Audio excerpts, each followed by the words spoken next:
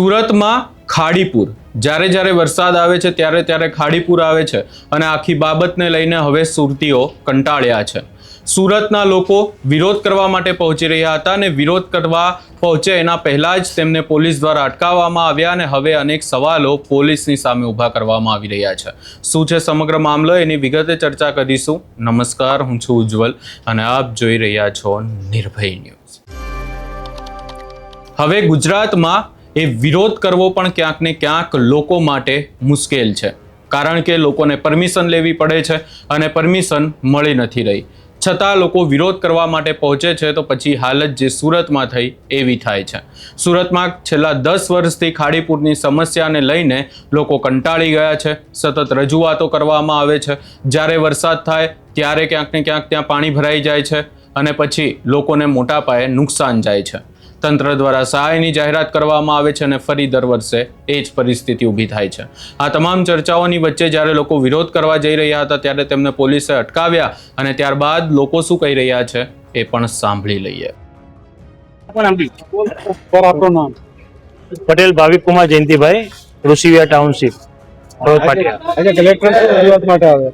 આજે અમે કલેક્ટરશ્રીને આવેદનપત્ર આપવા માટે આવેલા છીએ કે અમારી જે ખાડીપુરની સમસ્યા છે, મીઠી ખાડીની, તે સમય અનુસાર વધતી જ જાય છે અને આ સમસ્યાનો ભોગ અમે છેલ્લા 15 થી 20 વર્ષથી ભોગવી રહ્યા છીએ અને છેલ્લા 7-8 વર્ષથી તો આ દર વર્ષનું થઈ ગયું છે।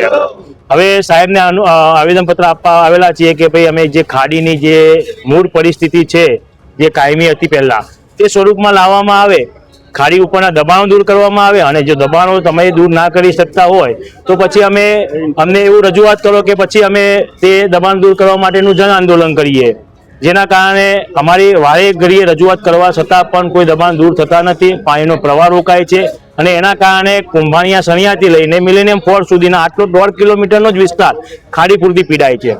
વારંવાર ખાડીપુરથી પીડાતા શહેરી જીવન, અમારા જે મકાનોમાં પાણી ઘૂસી જાય, 6-6 ફૂટ 8-8 ફૂટ પાણી ઘૂસી જાય, લોકોની ઘર વકરી ખરાબ થાય, ઇલેક્ટ્રિક સાધન તો બહુ ખરાબ જ થાય છે, કરોડોના નુકસાન થઈ જાય છે અને વળતરના નામે તો કંઈ મળતું જ નથી અને આ જન આક્રોશ હવે તો બહુ વધારે પડતો બહાર આવી ગયો છે અને બધા લડી લેવાના મૂડમાં છે। ગઈકાલે અમે પોલીસ પરમિશન માંગી, પોલીસે પરમિશન પણ આપી, પરંતુ રાતે લગભગ 11:30-12 વાગે અમને પોલીસ સ્ટેશન બોલાવવામાં આવ્યા અને અમને એવું જણાવવામાં આવ્યું કે તમારી પોલીસ સ્ટેશન આ જે ફરિયાદ હતી તે રદ થઈ છે। અમે એનું કારણ જાણવાની કોશિશ કરી તો એમને એમ કીધું કે ભાઈ આજે અમે લો એન્ડ ઓર્ડરના કારણે તાત્કાલિક પરમિશન આપી શકવા નથી, એવું અમને જણાવવામાં આવ્યું। હવે આ તો એક રાજકીય દબાણના હિસાબથી થતું હોય એવું લાગે છે, કારણ કે અમે આ આંદોલન કોઈ રાજકીય પક્ષ કે કોઈ પાર્ટી વિરુદ્ધ અથવા તો કોઈ પાર્ટીના સાથે રહીને અમે કરતા નથી। આ ફક્ત ને ફક્ત અમારી જે 90 સોસાયટી છે, 90 થી 95 સોસાયટીના પ્રમુખો અને એ બધા રહેવાસીઓ સાથે ભેગા રહીને કરે છે। રેલીનું દરેક જગ્યાએથી પરમિશન મળી ગઈ હતી, પણ કાલે રાતે ફોન આવ્યો ગોડાદા પોલીસ ચોકી, અમે મળવા ગયા એટલે એમાં ડીસીપી સાહેબને એવું કહેવું હતું કે તમે આ પરમિશન છે તમારે, અમારું થોડું અઠવાડિયું લાગે આનું પરમિશન તમને પીયુસી માટે આપવા માટે, તો આ તમારે સાથે એક સાથે 150-200 બાઇક લઈને જાઓ તો ટ્રાફિકનો સોલ્યુશન થાય, એટલે અમારે એનું આખું વસ્તુ જોવું પડે અને પછી જ તમને આપવી પડે, એટલે તમે આ વસ્તુ અત્યારે કેન્સલ રાખો રેલીનું। જો તમારે 10-15 જણા જઈને આપવું હોય આવેદનપત્ર તો તમે આપી શકો છો, એટલે પછી અમે આવેદનપત્ર 10 થી 15 જણા અત્યારે જઈ અને આપવાના છીએ અત્યારે। હવે એ તો હવે હું એ જ કહું કે આપણે જે તકલીફ છે એ પણ તમે રજૂ નથી કરી શકતા આપણે સરકાર સામે, એટલે આ તો બધું એકદમનું એ જ વસ્તુ છે સારું, એટલે અમને પણ બહુ ખોટું લાગ્યું છે આ વસ્તુ।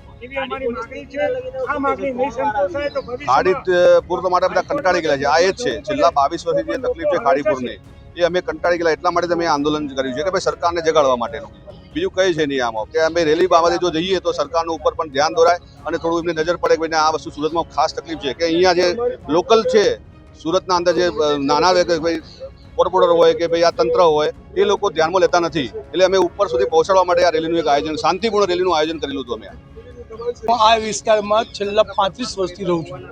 જ્યારે રંગોડુ સોસાયટીમાં રહેતો હતો એ વખતે મગોબગા પંચાયત લાગતી હતી, અતિશય ભારે વરસાદ હોવા છતાં પણ એટલું પૂર નહોતું આવતું જે અત્યારે એકદમ સામાન્ય વરસાદમાં પૂર તરત મહિનામાં 2-3 વાર આવે છે।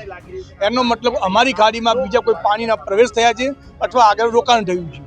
અમારે સરકારને એક જ કહેવું છે, ગમે તે કરો, એ વિષય તમારો જે અમારો સરકારનો વિષય નથી, આમ પબ્લિક સિવિલનો વિષય નથી કે શું આનું થયું છે, એ જોવાની તકેદારી જવાબદારી સરકારની છે। તો તમે જુઓ કે ત્યાં શું થયું છે અને એને દૂર કરો. અમારો ખાલી પૂરનું નિવારણ લાવો. અમારે ખાલી એટલું જ જોઈએ છે. સરકાર સાથે અમારે બીજો કોઈ વિરોધ છે નહીં. ખાલી અમને જે તકલીફ પડી રહી છે એનું નિરાકરણ કરી આપો અમને. એ રેલીનું અમે 2 દિવસમાં નક્કી કર્યું હતું, પરંતુ પોલીસ સરકારનું કહેવું એવું હતું કે ભાઈ આટલા ટૂંક સમયમાં તમને પરમિશન નહીં મળી શકે. એટલે તમે અત્યારે જે આવેદનપત્ર જ્યાં આપવાના હોય ત્યાં સોસાયટીના આગેવાનો જઈને આપી આવો, ત્યાર પછી આગલા વિષયમાં તમે રેલીનું આયોજન કરી શકો છો પાછળથી. મારું નામ નાસિરભાઈ સિમેન્ટવાળા છે. ખાડીપુર જન આંદોલનના બેનર તહેત અમે સૌ સોસાયટી સણિયા અહેમદથી લઈ મીઠી ખાડી સુધીના તમામ સોસાયટીના તત્કાલ સભ્યો ભેગા થઈને આંદોલનની ભૂમિકા અમે નક્કી કરી. 2 મિટિંગ થયા પછી અમે એવું નક્કી કર્યું કે બાઇક રેલી લઈને કલેક્ટર સાહેબ અને મ્યુનિસિપલ કમિશનર સાહેબને આવેદનપત્ર શાંતિપૂર્ણ જઈને આપીશું. અમે અને અમારા આગેવાનોએ દરેક પોલીસ સ્ટેશનમાં જવાબો લખાયા, પરમિશન માંગી, અમને આશ્વાસન આપ્યું, પરમિશનની હા પાડી અને અચાનક રાતના પરમિશન કેન્સલ કરીને આગેવાનોને બેસાડી લીધા. આ અમારી સરકાર છે. અમારી માંગણીઓ માટે અમારી સરકાર સમક્ષ અમે રજૂઆત પણ ન કરી શકીએ અને આંદોલન કરવા પર મજબૂર તો સરકાર કરી રહી છે. જે શાંતિથી આ બાઇક રેલી કાઢવા દીધી હોત તો સરકારનું શું જાત? રજૂઆત કરવાનો તો અધિકાર છે ને. અરે અમે ભારતના નાગરિક છીએ, એ બહારથી આવીને નથી વસેલા. અચ્છા, તમે આના માટે કેટલા સમયથી તમે રજૂઆતો કઈ કઈ જગ્યાઓ પર કરેલી છે? એમને શું કીધું? આના માટે પાછલા 10 વર્ષથી આ આંદોલન ખાડીપુરનું ચાલે છે. સરકાર એનાથી વાકેફ છે. સરકારને એવું લાગતું હશે કે અચાનક આ આંદોલન શરૂ થયું છે, એવું નથી. બહુ પહેલાથી 10 વર્ષ થઈ ગયા. ખાડીપુર આજે જ્યારથી દબાણ ખાડીમાં થયું ત્યારથી લઈને ખાડીપુર વધે છે. સરકારે જો પોલિસી બનાવી તો ખાડીની અંદર ઇન્ફ્લો છે એ ઘટવું જોઈતું હતું, ઘટવાના બદલે વધે કે. સરકારે જોયું કે વાલક વરાછા ખાડીને આમાં ડાયવર્ટ કરી દઈશું તો મીઠી ખાડી ની અંદર લોકો ગરીબ છે, કઈ કહેવાના નથી, બરદાસ્ત કરી લેશે, સહન કરશે. પીવાલાયક પાણીની, મીઠા પાણીની જે યોજના હતી તાપીમાં શુદ્ધિકરણ માટે ભારત સરકારે 980 કરોડ રૂપિયા ગુજરાત સરકારને ફાળવણી કરી હતી. અચાનક ભારત સરકારમાંથી અધિકારીઓ આવ્યા, પાણી પીવાના લાયક નથી એવું રિપોર્ટ ગયો અને રિપોર્ટ મળ્યા પછી ગુજરાત સરકારે રાતોરાત લોકોને અંધારામાં રાખી એનું ડાયવર્ઝન મીઠી ખાડીમાં કરી નાખ્યું. હું એમ કહું છું કે કોઈ પણ ખાડીનું ડાયવર્ઝન કરતા પહેલા સુરત મહાનગરપાલિકામાં ચૂંટાયેલી પાંખની વચ્ચે આ ચર્ચાનો મુદ્દો હોય છે. જનરલ બોર્ડમાં એક પણ ચર્ચાનો મુદ્દો બન્યો નથી અને એ લોકોએ અંધારામાં રાખીને આને ડાયવર્ટ કરી છે. એની સામે મારો સખત વાંધો છે. તંત્ર દ્વારા શું કાર્યવાહી થઈ તમારી સમસ્યા હલ થઈ ગઈ? તંત્ર દ્વારા એક પણ કામગીરી થઈ નથી. તંત્ર ડ્રેજિંગના નામે મજાક કરે છે. દિલ્હીથી મોટામાં મોટા મોંઘા ઊંચું ભાડું આપીને મશીન લાવ્યા ડ્રેજિંગ કરવા માટે. અરે સાહેબ, મને તો કહેતા શરમ લાગે છે કે દિલ્હીથી આવેલું મશીન એને કાઢવા માટે સુરતનું મશીન ગયું.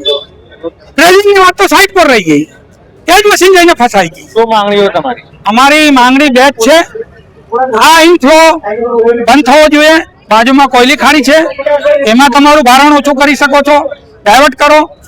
ઇન્ફ્લો આમાંથી બંધ કરીને બ્લોક થયેલો છે એને ચાલુ કરો અને કોઈ પણ જાતનું કોઈ પણ મોટામાં મોટી હસ્તી હોય એનું દબાણ એને બી દૂર કરો. એ દબાણ દૂર નહીં થશે તો અમે આંદોલન ઉગ્ર કરીશું, અનશન પર બેસીશું, લાઠી ગોળીઓ ખાઈશું, પણ આ માંગણી સંતોષે નહીં ત્યાં સુધી આંદોલન ચાલુ રાખીશું. ભાઈ આપનું નામ? પટેલ ભાવિક કુમાર, ઋષિવિયા ટાઉનશીપ. ભાવિનભાઈ, સુરત કલેક્ટરે શું રજૂઆત કરી? સાહેબશ્રીને અમે આવેદનપત્ર આપવામાં આવેલા છીએ કે જે અમારી હવે દર વર્ષની જે સમસ્યા થઈ ગઈ છે તેનું કાયમી નિરાકરણ માટે. શું સમસ્યા થઈ ગઈ? સમસ્યા એ છે કે ખાડીપુર, આ ખાડીપુર હવે 10 વર્ષની સમસ્યા થઈ ગઈ. પહેલા તો સમજો ને કે 15-20 વર્ષથી આ સમસ્યા ચાલુ છે, પણ સમય અંતરે આવતી લાગે, 1 વર્ષ છોડીને 2 વર્ષ છોડીને, પણ હવે આ 10 વર્ષે હવે 2-3 વખત આવવા લાગી ગઈ સમસ્યા. તો આનાથી કેટલું નુકસાન છે? કેટલી સોસાયટીઓ આમાં પ્રભાવિત થાય? નુકસાનનો તો સર્વે કરવા જઈએ તો આનું અનગિનત નુકસાન છે, કરોડોમાં નુકસાન થાય છે. પર ઘરે 50,000 પરિવાર આ પૂર પીડિતથી સંકળાયેલા છે. હવે દરેક પરિવારને મિનિમમ 1 લાખથી લઈને 2-2.5 લાખ સુધીનું નુકસાન છે. હવે ઘરે જેવી સામગ્રી હોય તે હિસાબથી વાત કરીએ તો પહેલા કઈ રીતની કામગીરી તંત્ર દ્વારા કરવામાં આવેલી હતી ને કે અત્યારે શું સમસ્યા થઈ દર વખત પાણી આવે? તંત્ર દર વર્ષે સુરત મહાનગરપાલિકાનું જે બજેટ હોય તેમાં વૈકલ્પિક સુવિધાના હિસાબથી 10 થી 15 કરોડનું બજેટ બહાર પાડે છે, ખાડીનું ડ્રેજિંગ કરે છે, પણ ખબર નથી તંત્રને કેમ કે ખાડી તો પાકી છે ને, બે બાજુ તો દિવાલ આપણે કરેલી નથી પૂરેપૂરી ખાડીમાં, તો આગળનું ધોવાણ આવીને પાછું ભેગું જ થવાનું છે એકથી વરસાદમાં. તો આ પૈસા શું કામ બરબાદ કરવાના? આ પૈસાનો તમે સદુપયોગ કરીને આ પાણી ખાડીને ડાયવર્ટ કરો. જે વાલક પાટિયા વડાસાથી જે 3-4 ખાડી આ મીઠી ખાડીમાં ડાયવર્ટ કરવામાં આવેલું છે, ખાડીનું ભારણ ખૂબ જ વધી ગયું છે, વહન ક્ષમતા ખૂબ જ ઓછી થઈ ગઈ છે ખાડીના દબાણના કારણે. જે ઇન્ફ્લો આવે છે તે ઇન્ફ્લોથી આઉટફ્લો થતો નથી. મિલેનિયમ ફોનની આજુબાજુ ખૂબ જ દબાણ છે. ત્યાં તમે જુઓ તો અહીંયા 100 ફૂટની ખાડી હોય તો ત્યાં 30-40 ફૂટની રહી ગઈ છે. હવે એ પાણી દબાણના કારણે અમારા વિસ્તારોમાં પાણી ભરાય છે. દબાણ કોને કર્યું? દબાણ હવે એ તો સર્વેનો વિષય છે, સરકાર શોધી લાવે અને એના ઉપર તાત્કાલિક કાર્યવાહી કરે એવી અમારી આશા છે. અહીંયા હવે આજે આખો વિવાદ સામે આવ્યો છે. લગભગ સુરતની 100 જેટલી સોસાયટીઓ ઢોલ નગારા સાથે હવે ગાંધીનગર પહોંચીને વિરોધ કરવાની પણ વાત કરવામાં આવી છે. આ સમગ્ર બાબતે તમારો શું અભિપ્રાય છે એ અમને કમેન્ટ કરી જરૂર જણાવશો ને અમારી ચેનલ નિર્ભય ન્યૂઝને લાઇક, શેર, સબસ્ક્રાઇબ કરવાનું ભૂલશો નહીં.